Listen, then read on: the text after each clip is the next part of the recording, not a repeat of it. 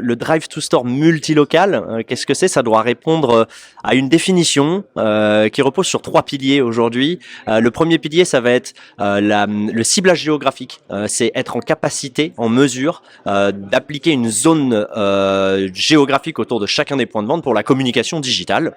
Le deuxième point, ça va être l'attribution d'un budget à chacun des points de vente. Là encore, on le sait, si on n'attribue pas un budget précis à chacun des points de vente et qu'on utilise un budget national sur l'ensemble du réseau de l'enseigne, alors il va certainement être cannibalisé par certaines régions. Donc ça, c'est très important de le mettre en place. Et enfin, il y a tout l'aspect message publicitaire et créatif où là on va aussi reprendre soit un élément géographique qui va être le repiquage adresse qui est assez connu sur la partie Drive to Store, mais de plus en plus on va aussi vers de la dynamisation du produit mis en avant. On rejoint encore une fois en partie en tout cas la digitalisation du catalogue, et là c'est les produits qui changent en fonction de la région, en fonction même potentiellement de l'utilisateur par rapport à de la donnée qu'on peut avoir sur lui et du profiling, et donc voilà ce que c'est le Drive to Store multilocal aujourd'hui.